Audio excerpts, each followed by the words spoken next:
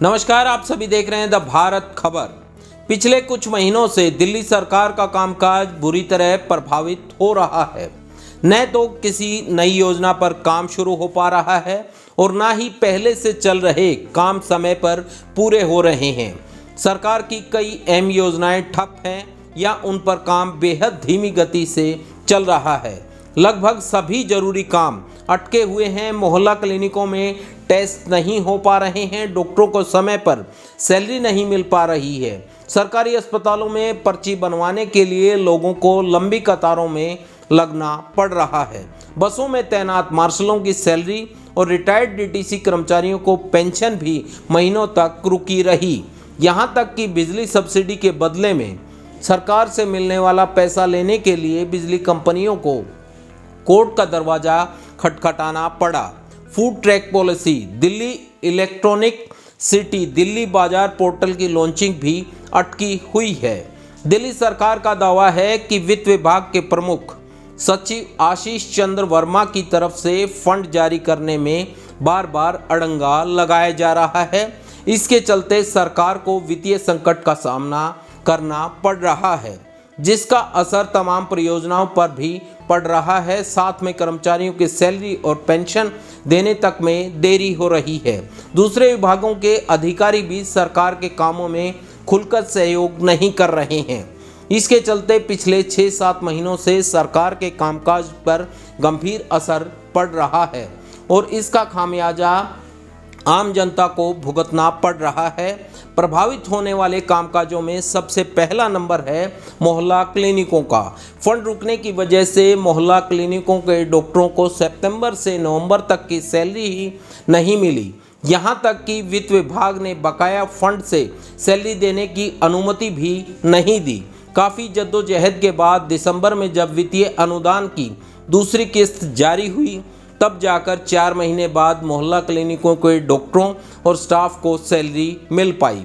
इस दौरान क्लिनिक में डॉक्टरों की कमी का सामना करना पड़ा। समय पर फंड नहीं दिए जाने से मोहल्ला क्लिनिकों का किराया देने में भी देरी हुई।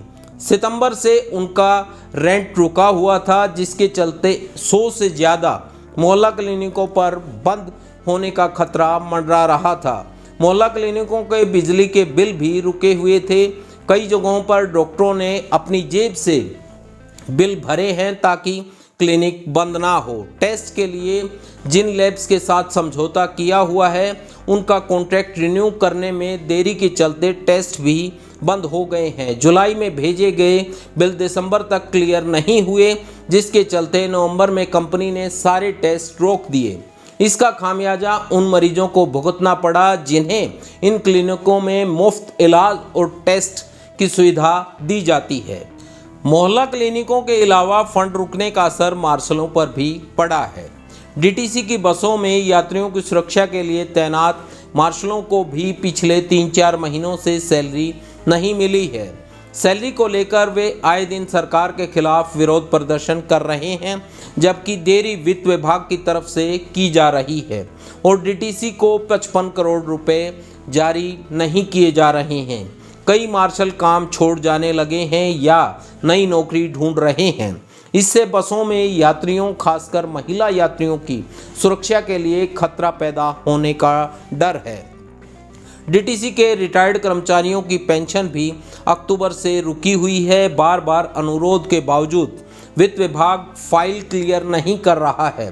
क्लस्टर बसों के परिचालन के बदले में किए जाने वाले भुगतान में भी देरी हुई है। नवंबर में भेजे गए प्रस्ताव को जनवरी में मंजूरी दी गई। इससे क्लस्टर बस चलाने वाले ड्राइवर कंडक्टरों को भी समय पर सैलरी नहीं मिल पाई।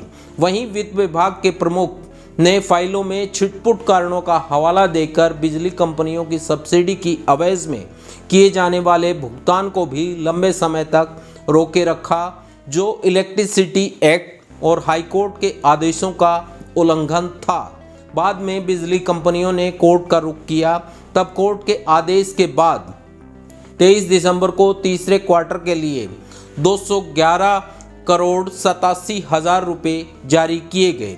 इससे भी कोर्ट के आदेश का उल्लंघन हुआ, क्योंकि कोर्ट ने अभी तक का सारा अमाउंट क्लियर करने का निर्देश दिया था। सब्सिडी का पैसा जारी करने में हुई देरी से दिल्ली में बिजली आपूर्ति प्रभावित होने का खतरा मंडराने लगा था।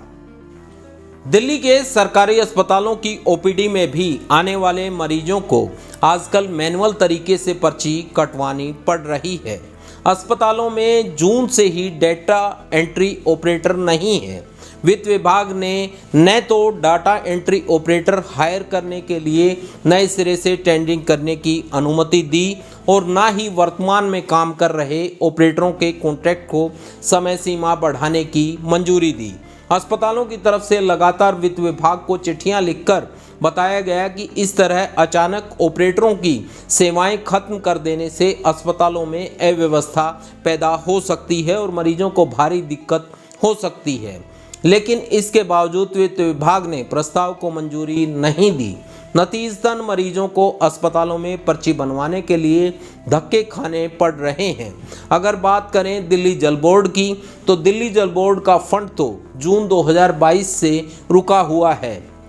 यहां तक कि विधानसभा से पास हुए बजट में जल बोर्ड के लिए जो 6400 करोड़ रुपए अलॉट किए गए थे, उनमें से भी वित्त विभाग ने अभी तक केवल 1900 करोड़ रुपए ही जारी किए हैं। इसके चलते जल बोर्ड की कई परियोजनाओं पर गंभीर असर पड़ रहा है। खासकर यमुना की सफाई के लिए सीवरेज ट्रीटमेंट प्लांट और 24 घंटे जलापूर्ति सुनिश्चित करने के लिए वाटर ट्रीटमेंट प्लांट के निर्माण से जुड़ी परियोजनाएं प्रभावित हो रही हैं। समय पर पेमेंट ना होने से पानी और सीवरेज की लाइनें बिछा रहे ठेकेदार भी काम अधूरा छोड़कर भाग गए। पिछले दिनों विधानसभा की याचिका समिति ने भी इस बारे में जवाब देने के लिए वित्त विभाग के प्रमुख सचिव को तलब किया था। इसके अलावा दिल्ली के लाखों बुजुर्ग जीवन यापन के लिए दिल्ली सरकार से मिलने वाली ओल्ड एज पेंशन पर निर्भर हैं, लेकिन पिछले कुछ महीनों से फंड्स न मिलने के कारण पेंशन भी समय पर जारी नहीं हो पा रही है। इसके चलते बुजुर्गों को दिक्कतों का सामना करना पड़ रहा है। सितंबर से नवंबर तक लगातार 3 महीने पेंशन रुकी रही। इस मामले में भी दिल्ली सरकार के वित्त विभाग के प्रमुख सचिव द्वारा फाइल क्लियर करने में देरी की गई और सरकार की तरफ से लगातार दबाव बनाए जाने के बाद फाइल क्लियर की गई। तब जाकर 7 सितंबर को 3 महीने की बकाया पेंशन जारी की गई। इस खबर को लेकर आपकी क्या राय है, कमेंट के जरिए हमें बताएं। और यदि अभी तक आपने हमारे चैनल को सब्सक्राइब नहीं किया है तो तुरंत प्रभाव से चैनल को सब्सक्राइब कर लीजिए ताकि आप रह सकें खबरों से बाखबर। धन्यवाद।